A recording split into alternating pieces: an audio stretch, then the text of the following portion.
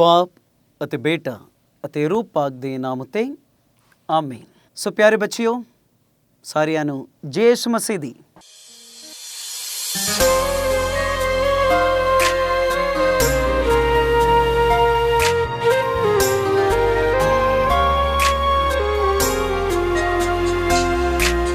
पाक खुदा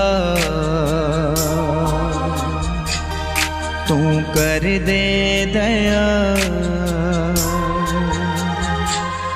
ऐ पाक खुदा तू कर दे दया, ऐ पाक खुदा तू कर दे दया, मैनू ऐना काबिल बना। ऐ पाक खुदा तू कर दे दया, मैनू ऐना काबिल बना। मैनू दनाई दा वरदान दे, तेरे पैदा नू जान सका। पाक खुदा तू कर दे दया, मैनू ऐना काबिल बना।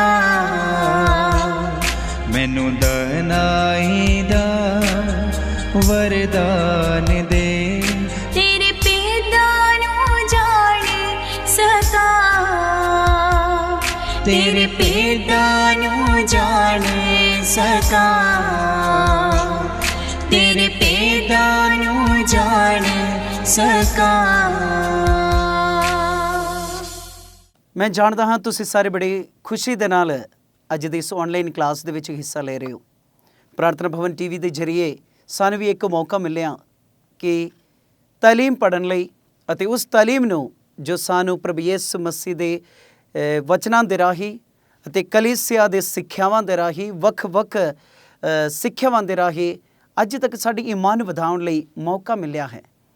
ਸੋ ਪਿਆਰੇ ਬੱਚੇ, ਤੁਸੀਂ ਵੀ ਇਸ ਸਿੱਖਿਆ ਨੂੰ ਪ੍ਰਾਪਤ ਕਰੋ ਅਤੇ ਉਸ ਸਿੱਖਿਆ ਨੂੰ ਅੱਗੇ ਪ੍ਰਗਟ ਵੀ ਕਰਨਾ। ਇਹ ਨਹੀਂ ਕਿ ਇਕੱਲੇ ਅਸੀਂ ਕੁਝ ਸੁਣਦੇ ਹਾਂ, ਅਸੀਂ ਆਪਣੇ ਮਨ ਦੇ ਵਿੱਚ ਰੱਖਦੇ ਜਾਂ ਦਿਲਾਂ 'ਚ ਰੱਖਦੇ ਹਾਂ, ਬਾਅਦ ਵਿੱਚ ਸਿਰਫ ਉੱਥੇ ਰਹਿ ਜਾਂਦੇ ਨਹੀਂ ਹੈ।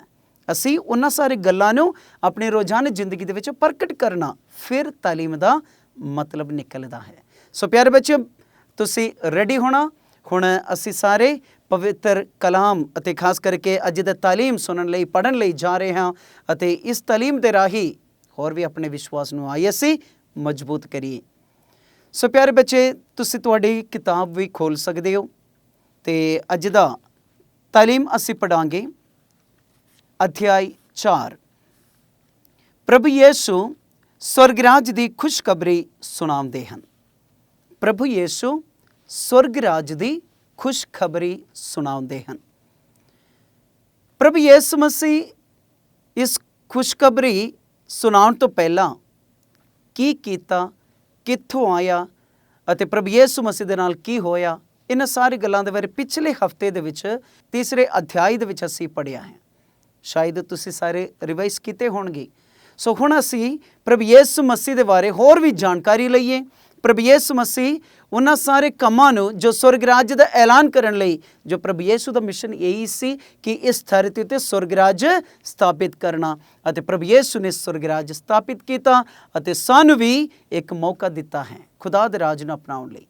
ਸੋ ਆਈ ਅਸੀਂ ਅੱਜ ਦਾ ਇਸ ਅਧਿਆਇ ਨੂੰ ਧਿਆਨ ਨਾਲ ਪੜ੍ਹੀਏ, ਸੁਣੀਏ ਅਤੇ ਆਪਣੇ ਦਿਲਾਂ ਦੇ ਵਿੱਚ ਰੱਖੀਏ ਅਤੇ ਪ੍ਰਗਟ ਕਰੀਏ। ਅੱਜ ਦਾ ਇਸ ਅਧਿਆਇ ਨੂੰ ਖਾਸ ਕਰਕੇ ਵੱਖ-ਵੱਖ ਹਿੱਸਾ ਦੇ ਵਿੱਚ ਵੰਡਿਆ ਗਿਆ ਹੈ। ਸਭ ਤੋਂ ਪਹਿਲਾਂ ਗਰੀਬਾਂ ਲਈ ਖੁਸ਼ਖਬਰੀ, ਦੂਸਰੀ ਕੈਦੀਆਂ ਨੂੰ ਰਿਹਾਈ, ਤੀਸਰੀ ਅੰਨ੍ਹਿਆਂ ਨੂੰ ਸੁਜਾਖਾ ਕਰਨਾ, ਅਤੇ ਚੌਥੀ ਦੱਬੇ ਕੁਚਲਿਆਂ ਨੂੰ ਆਜ਼ਾਦੀ, ਅਤੇ ਪੰਜਵੇਂ ਪ੍ਰਭੂ ਦੇ ਮਨ ਭਾਉਂਦੇ ਸਾਲ ਦਾ ਐਲਾਨ, ਅਤੇ ਆਖਿਰ ਵਿੱਚ ਅਸੀਂ ਪੜ੍ਹਦੇ ਹਾਂ ਪ੍ਰਭੂ ਯਿਸੂ ਸਵਰਗ ਰਾਜ ਦੀ ਘੋਸ਼ਣਾ ਕਰਦੇ ਹਨ। ਸੋ ਇਹਨਾਂ ਟੌਪਿਕਾਂ ਦੇ ਬਾਰੇ ਆਈ ਅਸੀਂ ਅੱਜ ਪੜ੍ਹਾਂਗੇ ਅਤੇ ਤਾਲੀਮ ਦੇ ਵਿੱਚ ਹੋਰ ਵੀ ਅੱਗੇ ਵਧੀਏ। ਪ੍ਰਭੂ ਯਿਸੂ ਮਸੀਹ ਇਸ ਦੁਨੀਆ ਦੇ ਵਿੱਚ ਖੁਦਾ ਦੇ ਰਾਜ ਸਥਾਪਿਤ ਕਰਨ ਤੋਂ ਪਹਿਲਾਂ ਬਪਤਿਸਮਾ ਲੈ ਕੇ ਅਤੇ ਬਪਤਿਸਮਾ ਲੈਣ ਤੋਂ ਬਾਅਦ ਪ੍ਰਭੂ ਯਿਸੂ ਨੂੰ ਰੂਹ ਸੁਨਸਾਨ ਥਾਂ ਵਿੱਚ ਲੈ ਕੇ ਗਏ ਅਤੇ 40 ਦਿਨ ਅਤੇ 40 ਰਾਤ ਵਰਤ ਰੱਖ ਕੇ ਦੁਆ ਕਰਨ ਦੇ ਰਾਹੀਂ ਪ੍ਰਭੂ ਯਿਸੂ ਮਸੀਹ ਰੂਹਾਨੀ ਤੌਰ ਤੇ ਬਲ ਹਾਸਲ ਕੀਤੀ, ਸ਼ੈਤਾਨ ਦੀ ਪ੍ਰੀਖਿਆ ਤੋਂ ਬਚ ਕੇ ਰਿਹਾ ਅਤੇ ਆਖਿਰ ਵਿੱਚ ਫਿਰ ਪ੍ਰਭੂ ਯਿਸੂ ਮਸੀਹ ਆਉਂਦਾ ਹੈ ਸਮਾਜ ਦੇ ਵਿੱਚ। ਕਿਉਂ ਆਇਆ? ਖੁਦਾ ਦਾ ਰਾਜ ਦਾ ਐਲਾਨ ਕਰਨ ਲਈ। ਸੋ ਅੱਜ ਉਸ ਟੌਪਿਕ ਦੇ ਬਾਰੇ ਪੜਾਂਗੇ। ਸਭ ਤੋਂ ਪਹਿਲਾ ਜੋ ਸਵਾਲ ਜਵਾਬ ਹੈ ਉਹਦੇ ਵਿੱਚ ਸਵਾਲ ਦੇ ਵਿੱਚ ਇਹੀ ਸਵਾਲ ਹੈ ਕਿ ਪ੍ਰਭੂ ਯਿਸੂ ਨੇ ਆਪਣੀ ਸੇਵਕਾਈ ਦੀ ਸ਼ੁਰੂਆਤ ਕਿੱਥੇ ਕੀਤੀ? ਇਹਦੇ ਜਵਾਬ ਸ਼ੁਰੂ ਦੇ ਵਿੱਚ ਮੈਂ ਤੁਹਾਨੂੰ ਸਮਝਾਉਣਾ ਚਾਹੁੰਦਾ ਹਾਂ। ਪ੍ਰਭੂ ਯਿਸੂ ਦੇ ਆਪਣੀ ਜਨਤਕ ਸੇਵਕਾਈ ਦੀ ਸ਼ੁਰੂਆਤ ਵਿੱਚ ਨਾਸਰਤ ਆਏ, ਜਿੱਥੇ ਉਹਨਾਂ ਦਾ ਪਾਲਣ ਪੋਸ਼ਣ ਹੋਇਆ ਸੀ। ਸੋ ਪ੍ਰਭੂ ਯਿਸੂ ਮਸੀਹ ਨਾਸਰਤ ਵਿੱਚ ਆकर ਸਭ ਤੋਂ ਪਹਿਲਾਂ ਇਹ ਜੋ स्वर्ग ਰਾਜ ਦੇ ਬਾਰੇ, ਉਸ ਖੁਸ਼ਖਬਰੀ ਦੇ ਬਾਰੇ ਐਲਾਨ ਕੀਤਾ। ਤੇ ਪਿਆਰੇ ਬੱਚਿਓ, ਅਸੀਂ ਵੇਖਦੇ ਹਾਂ ਪ੍ਰਭੂ ਦੀ ਆਤਮਾ ਮੇਰੇ ਉੱਤੇ ਹੈ, ਕਿਉਂਕਿ ਪ੍ਰਭੂ ਯਿਸੂ ਮਸੀਹ ਰਿਵਾਜ ਦੇ ਮੁਤਾਬਿਕ, ਰੀਤ ਰਿਵਾਜ ਦੇ ਮੁਤਾਬਿਕ ਸਬਤ ਦਾ ਦਿਨ ਪ੍ਰਾਰਥਨਾ ਕਰਨ ਲਈ ਸਿਨਗੋਗ ਦੇ ਵਿੱਚ ਜਾਂਦਾ ਹੁੰਦਾ ਸੀ। ਅਤੇ ਉਹੀ ਪ੍ਰਭੂ ਯਿਸੂ ਸਿਨਗੋਗ ਦੇ ਵਿੱਚ ਜਦੋਂ ਪਹੁੰਚਿਆ, ਉਸ ਸਮਾਂ ਉਹਨਾਂ ਨੂੰ ਯਸ਼ਯਾਹ ਨਬੀ ਦੇ ਪੁਸਤਕ ਮਿਲਿਆ। ਯਸ਼ਯਾਹ ਨਬੀ ਦੇ ਪੁਸਤਕ ਦੇ ਵਿੱਚ ਇਹੀ ਪ੍ਰਭੂ ਯਿਸੂ ਨੇ ਐਲਾਨ ਕੀਤਾ, ਪੜ੍ਹ ਕੇ ਸੁਣਾਇਆ, ਪ੍ਰਭੂ ਦਾ ਆਤਮਾ ਮੇਰੇ ਉੱਤੇ ਹੈ, ਕਿਉਂਕਿ ਉਸਨੇ ਗਰੀਬਾਂ ਨੂੰ ਖੁਸ਼ਖਬਰੀ ਸੁਣਾਉਣ ਲਈ ਮੇਰਾ ਅਭਿਸ਼ੇਕ ਕੀਤਾ ਹੈ। ਉਸਨੇ ਮੈਨੂੰ ਘੱਲਿਆ ਹੈ ਕਿ ਮੈਂ ਕੈਦੀਆਂ ਨੂੰ ਰਿਹਾਈ ਦੇਵਾਂ ਅਤੇ ਅੰਨ੍ਹਿਆਂ ਨੂੰ ਸੁਜਾ ਕੇ ਦੇਣ ਦਾ ਐਲਾਨ ਕਰਾਂ ਅਤੇ ਦਬਾਏ ਲੋਕਾਂ ਨੂੰ ਆਜ਼ਾਦ ਕਰਾਂ ਅਤੇ ਪ੍ਰਭੂ ਦੇ ਮਨ ਭਾਉਂਦੇ ਸਾਲ ਦਾ ਐਲਾਨ ਕਰਾਂ। ਸੋ ਇਹੀ ਪੜ੍ਹ ਕੇ ਸੁਣਾਇਆ ਅਤੇ ਸੰਤ ਲੂਕਾ ਦੀ ਅੰਜੀਲ ਉਸ ਦਾ 4 ਬਾਬ ਦੇ 16ਵਾਂ ਆਇਤ ਤੋਂ 21 ਆਇਤ ਤੱਕ, ਜਿੱਥੇ ਅਸੀਂ ਵੇਖਦੇ ਹਾਂ ਧਰਮ ਗ੍ਰੰਥ ਦਾ ਇਹ ਬੋਲ ਅੱਜ ਤੁਹਾਡੇ ਸੁਣਿਆ ਹੀ ਪੂਰਾ ਹੋਇਆ ਹੈ।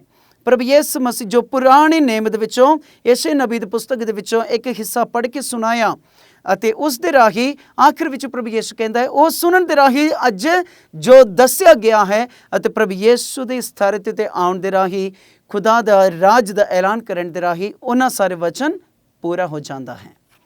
ਸੋ ਆਈ ਅਸੀਂ ਹੁਣ ਆਪਣੇ ਧਿਆਨ ਅਗਲੇ ਟੌਪਿਕ ਵੱਲ ਲਾਈਏ, ਜਿੱਥੇ ਅਸੀਂ ਪੜ੍ਹਦੇ ਹਾਂ ਗਰੀਬਾਂ ਲਈ ਖੁਸ਼ਖਬਰੀ। ਗਰੀਬ ਕੌਣ ਹੈ? ਹਾਂ, ਜਦੋਂ ਜਿਸਮਾਨੀ ਤੌਰ ਤੇ ਅਸੀਂ ਦੁਨੀਆ ਦੇ ਵਿੱਚ ਅਸੀਂ ਵੇਖਦੇ ਹਾਂ, ਜਦੋਂ ਅਸੀਂ ਗਰੀਬ ਦੇ ਬਾਰੇ ਸੋਚਦੇ ਹਾਂ, ਗਰੀਬ ਉਹੀ ਹੈ ਜਿਨ੍ਹਾਂ ਕੋਲ ਕੋਈ ਪੈਸਾ ਨਹੀਂ, ਜਾਂ ਜਿਨ੍ਹਾਂ ਕੋਲ ਕੋਈ ਵਸਤੂ ਨਹੀਂ, ਕੋਈ ਸਾਧਨ ਨਹੀਂ, ਕੋਈ ਗੱਡੀ ਨਹੀਂ, ਕੋਈ ਮਕਾਨ ਨਹੀਂ, ਕੁਝ ਵੀ ਨਹੀਂ ਹੈ। ਉਹਨਾਂ ਸਾਰੇ ਲੋਕਾਂ ਨੂੰ ਗਰੀਬ ਮੰਨਿਆ ਜਾਂਦਾ ਹੈ। ਸਾਡੇ ਸਮਾਜ ਦੀ ਗੱਲ ਹੈ।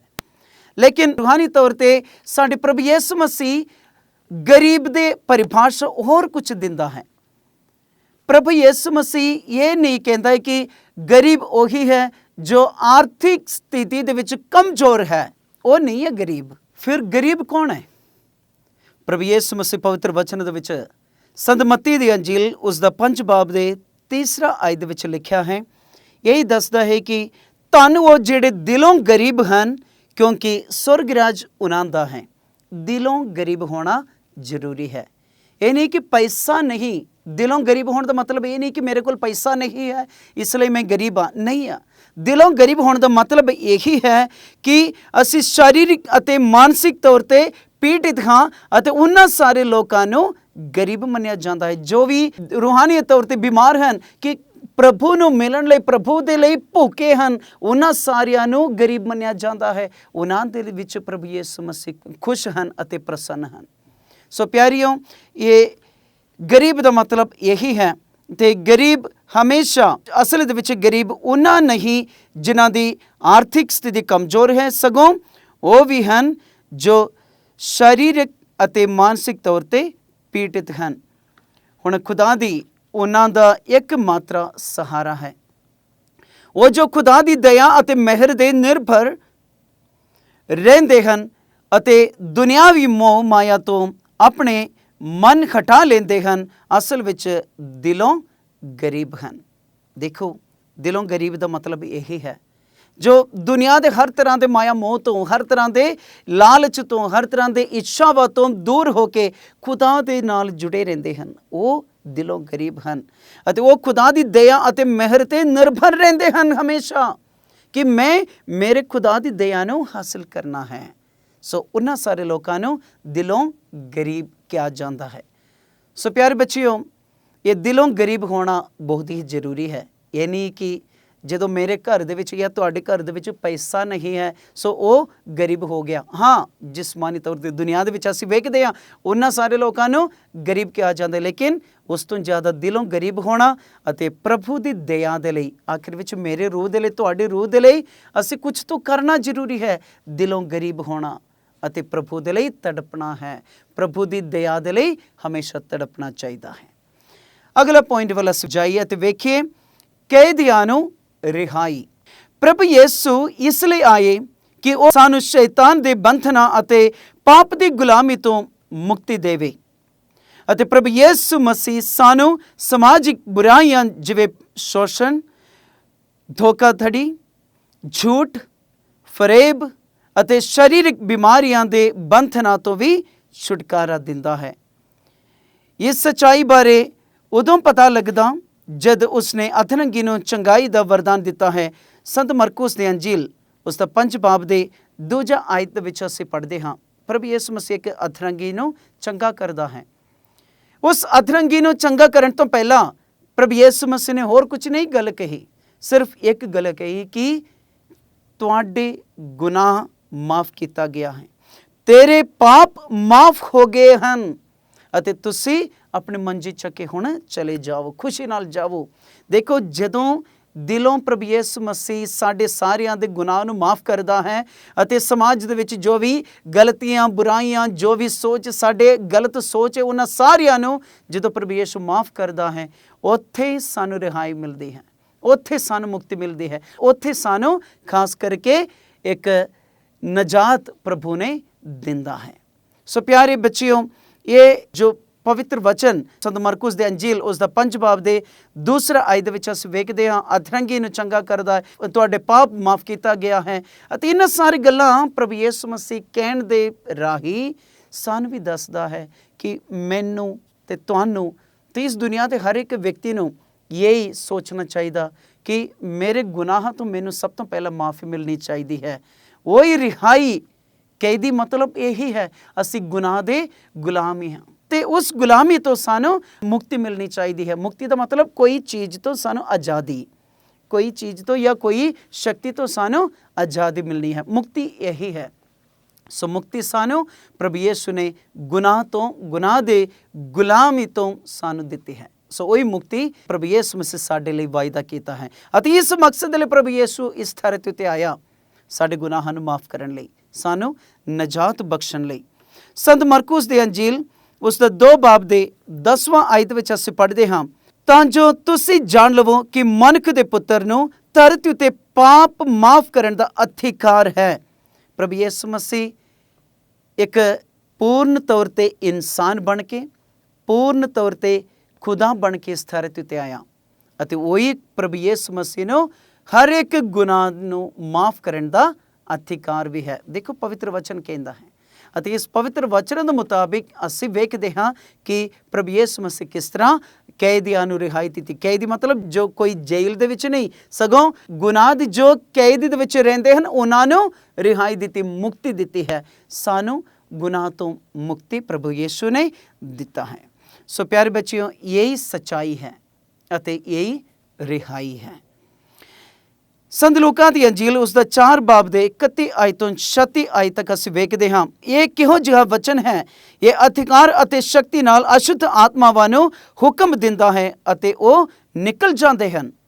ਹਾਂ, ਪ੍ਰਭੂ ਯਿਸੂ ਮਸੀਹ ਦਾ ਅਧਿਕਾਰ ਦੇ ਬਾਰੇ ਅਸੀਂ ਹੁਣ ਸੁਣਿਆ, ਪੜ੍ਹਿਆ ਤੇ ਪ੍ਰਭੂ ਯਿਸੂ ਮਸੀਹ ਕਿਸ ਤਰ੍ਹਾਂ ਗੁਨਾਹਾਂ ਨੂੰ ਮਾਫ ਕੀਤਾ ਹੈ ਤੇ ਭੂਤ ਚੰਬੜੇ ਲੋਕਾਂ ਨੂੰ ਵੀ ਪ੍ਰਭੂ ਯਿਸੂ ਮਸੀਹ ਉਹਨਾਂ ਦੇ ਸਰੀਰ ਦੇ ਵਿੱਚੋਂ ਅਸ਼ੁੱਧ ਆਤਮਾਵਾਂ ਨੂੰ ਕੱਢਿਆ ਅਤੇ ਅਧਿਕਾਰ ਕਿੱਥੋਂ ਮਿਲਿਆ? ਇਹੋ ਜਿਹਾ ਸਵਾਲ ਫਰੀਸੀ ਲੋਕ ਪੁੱਛਦੇ ਰਹੇ, ਲੇਕਿਨ ਇਹ ਸ਼ਕਤੀ ਖੁਦਾ ਬਾਪ ਨੇ ਉਹਨਾਂ ਨੂੰ ਦਿੱਤੇ ਅਤੇ ਇਸ ਅਧਿਕਾਰ ਪ੍ਰਭੂ ਯਿਸੂ ਮਸੀਹ ਨੂੰ ਇਸ ਧਰਤੀ ਉੱਤੇ ਹੈਗੇ ਆ, ਇਸ ਦੇ ਬਾਰੇ ਪਵਿੱਤਰ ਵਚਨ ਦੇ ਵਿੱਚ ਜ਼ਿਕਰ ਹੈ।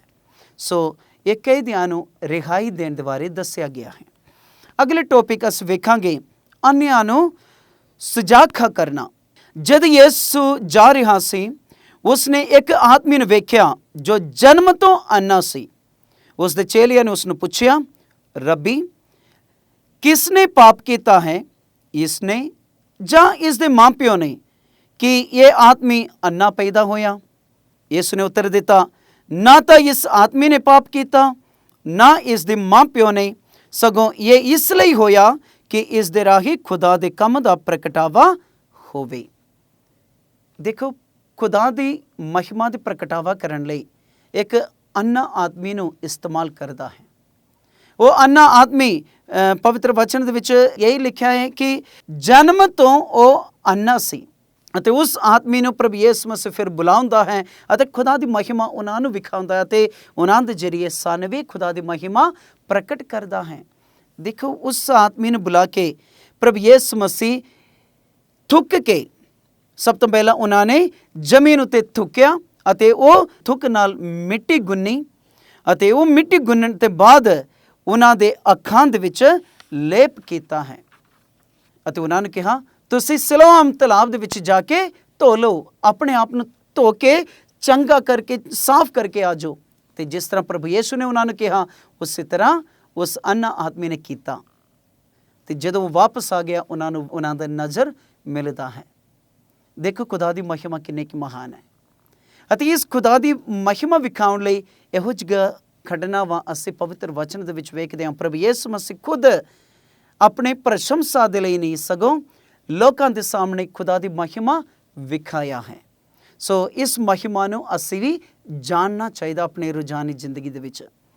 ਤੁਹਾਡੀ ਜ਼ਿੰਦਗੀ ਦੇ ਵਿੱਚ ਵੀ ਇਹੋ ਜਿਹਾ ਕੁਛ ਨਾ ਕੁਛ ਗੱਲਬਾਤ ਹੋਇਆ ਹੋਣਗੇ। ਪ੍ਰਭੂ ਯਿਸੂ ਨੇ ਕੁਛ ਨਾ ਕੁਛ ਚਮਤਕਾਰ ਜ਼ਰੂਰ ਵਿਖਾਇਆ ਹੋਵੇਗਾ। ਸਮਝਣਾ ਚਾਹੀਦਾ ਹੈ, ਹਰ ਇੱਕ ਜੋ ਨਿਸ਼ਾਨੀ ਮੇਰੀ ਜ਼ਿੰਦਗੀ ਦੇ ਵਿੱਚ ਆ, ਤੁਹਾਡੀ ਜ਼ਿੰਦਗੀ ਦੇ ਵਿੱਚ ਆਉਂਦੀ ਹੈ, ਇਹਦਾ ਮਤਲਬ ਪ੍ਰਭੂ ਯਿਸੂ ਕੁਛ ਨਾ ਕੁਛ ਤੁਹਾਨੂੰ ਸੰਦੇਸ਼ ਦਿੰਦਾ ਹੈ। ਖੁਦਾ ਦੀ ਆਤਮਾ ਤੁਹਾਨੂੰ ਕੁਝ ਸੰਦੇਸ਼ ਦਿੰਦਾ ਹੈ। ਸੋ ਉਸ ਨੂੰ ਸਮਝਣਾ ਹੈ ਅਤੇ ਉਸ ਦੇ ਮੁਤਾਬਿਕ ਅੱਗੇ ਵਧਣਾ ਜ਼ਰੂਰੀ ਹੈ। ਹੁਣ ਅਸੀਂ ਦੇਖਾਂਗੇ ਦੱਬੇ ਕੁਚਲਿਆਂ ਨੂੰ ਆਜ਼ਾਦੀ। ਪ੍ਰਭੂ ਯਿਸੂ ਇਸ ਲਈ ਆਏ ਕਿ ਉਹਨਾਂ ਬੰਧਨਾਂ ਅਤੇ ਜੰਜੀਰਾਂ ਨੂੰ ਤੋੜਨ ਜੋ ਸਾਨੂੰ ਪਾਪ ਦੇ ਗੁਲਾਮ ਬਣਾਉਂਦੇ ਹਨ। ਪਾਪਣ ਔਰਤ ਪਾਪ ਦੇ ਬੰਧਨ ਤੋਂ ਮੁਕਤ ਹੋ ਗਈ। ਪ੍ਰਭੂ ਯਿਸੂ ਨੇ ਉਸ ਨੂੰ ਇਹ ਕਹਿ ਕੇ ਭੇਜਿਆ, ਅੱਗੇ ਤੋਂ ਪਾਪ ਨਾ ਕਰੀ।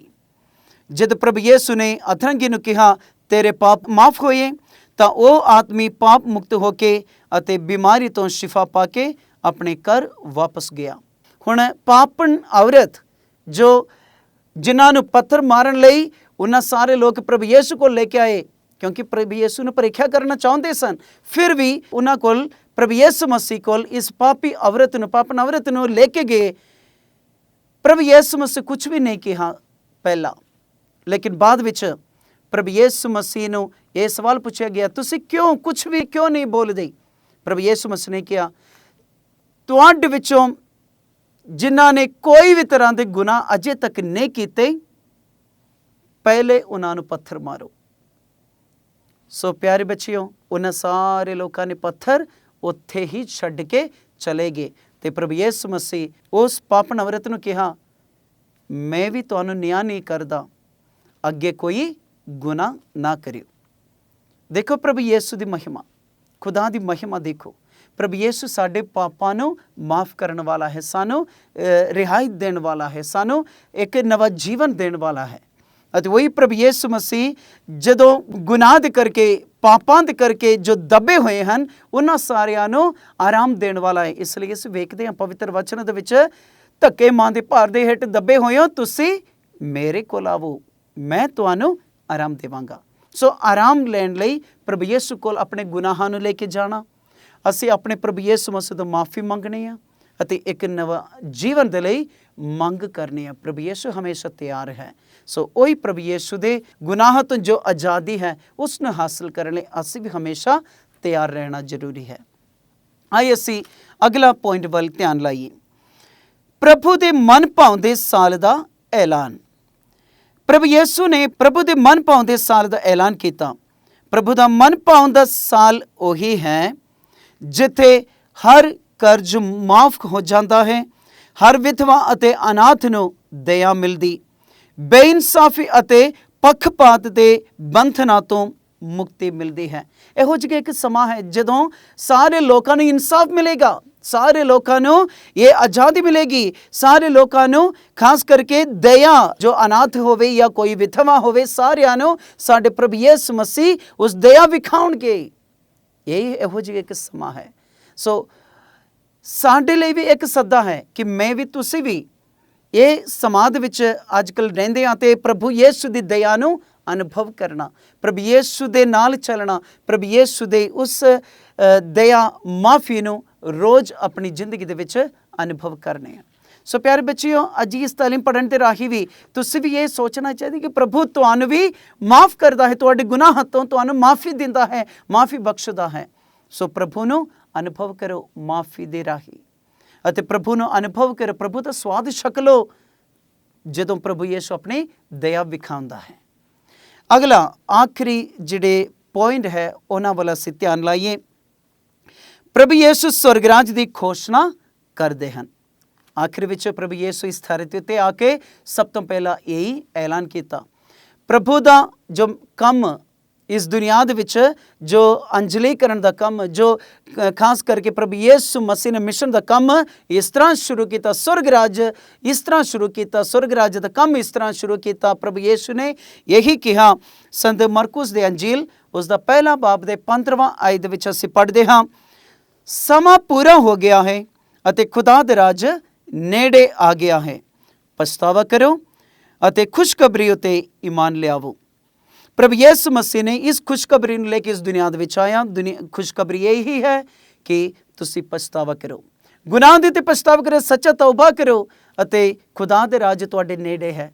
ਖੁਦਾ ਦੇ ਰਾਜ ਅਸੀਂ ਲੱਭ ਕੇ ਇੱਧਰ ਉੱਧਰ ਭਟਕਣ ਦੀ ਲੋੜ ਨਹੀਂ, ਸਗੋਂ ਖੁਦਾ ਦੇ ਰਾਜ ਇੱਥੇ ਹੈ, ਇਸ ਸਮਾਂ ਇੱਥੇ ਮੌਜੂਦ ਹੈ।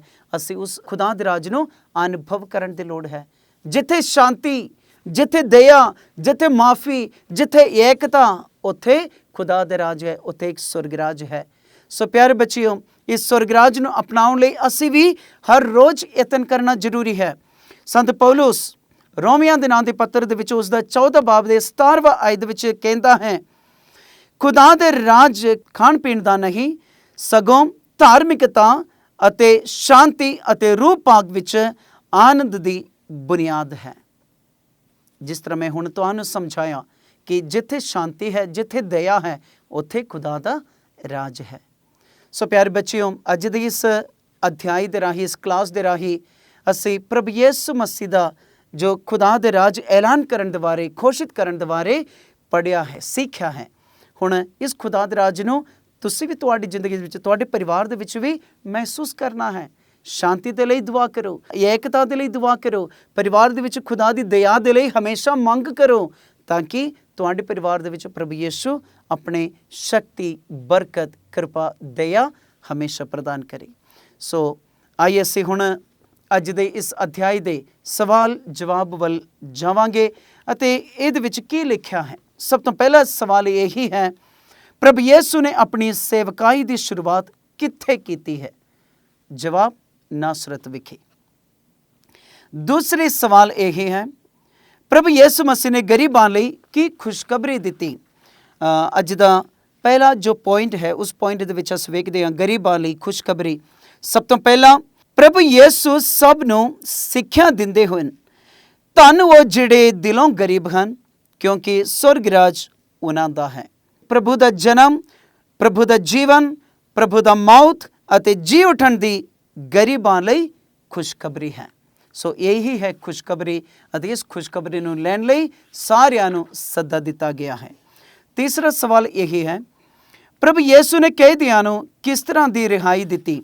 ਰਿਹਾਈ ਕਿਸ ਤਰ੍ਹਾਂ ਦਿੱਤੀ? ਕੈਦੀਆਂ ਨੂੰ ਰਿਹਾਈ ਇਸ ਤਰ੍ਹਾਂ ਦਿੱਤੀ ਹੈ, ਪ੍ਰਭੂ ਯਿਸੂ ਮਸੀਹ ਪਾਪਾਂ ਦੀ ਗੁਲਾਮੀ ਤੋਂ ਮੁਕਤੀ ਦਿੱਤੀ ਹੈ।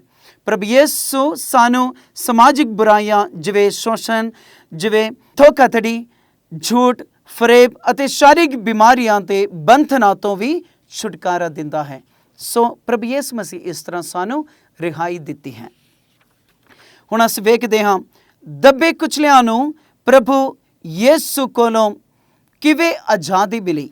ਉਸ ਦਾ ਜਵਾਬ ਇਹੀ ਹੈ, ਪ੍ਰਭੂ ਯਿਸੂ ਇਸ ਲਈ ਆਏ ਕਿ ਉਹਨਾਂ ਬੰਧਨਾਂ ਅਤੇ ਜੰਜੀਰਾਂ ਨੂੰ ਤੋੜਨ ਜੋ ਸਾਨੂੰ ਪਾਪ ਦੇ ਗੁਲਾਮ ਬਣਾਉਂਦੇ ਹਨ। ਪਾਪਣ ਔਰਤ ਦੇ ਬੰਧਨ ਤੋਂ ਮੁਕਤ ਹੋ ਗਈ।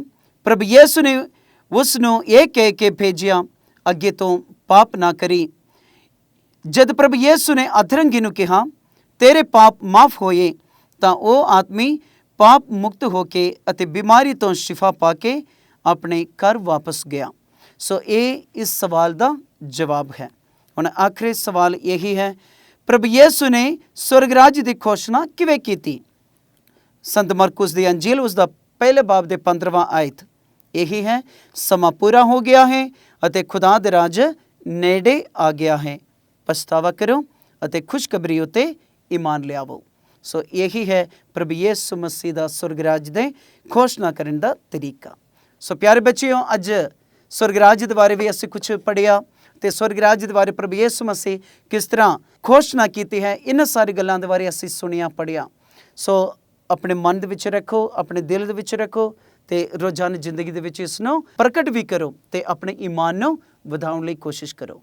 ਸੋ ਇਸ ਟੌਪਿਕ ਦੇ ਬਾਰੇ, ਅੱਜ ਦੇ ਇਸ ਅਧਿਆਇ ਦੇ ਬਾਰੇ ਹੋਰ ਵੀ ਗਹਿਰਾਈ ਦੇ ਵਿੱਚ ਤੁਸੀਂ ਸੋਚਣਾ ਹੈ, ਮਨੋਚਿੰਤਨ ਕਰ, ਮੈਡੀਟੇਸ਼ਨ ਕਰਨਾ ਹੈ। ਮੈਡੀਟੇਸ਼ਨ ਕਰਕੇ ਪ੍ਰਭੂ ਯਿਸੂ ਸਾਨੂੰ ਕਿਸ ਤਰ੍ਹਾਂ ਦਾ ਸੰਦੇਸ਼ ਹੋਰ ਵੀ ਦੇਣਾ ਚਾਹੁੰਦਾ ਹੈ, ਉਸ ਨੂੰ ਵੀ ਅਸੀਂ ਸਵੀਕਾਰ ਕਰਨ ਲਈ ਕੋਸ਼ਿਸ਼ ਕਰੀਏ, ਪ੍ਰਭੂ ਦੀ ਆਵਾਜ਼ ਨੂੰ ਸੁਣਨ ਲਈ ਕੋਸ਼ਿਸ਼ ਕਰੀਏ।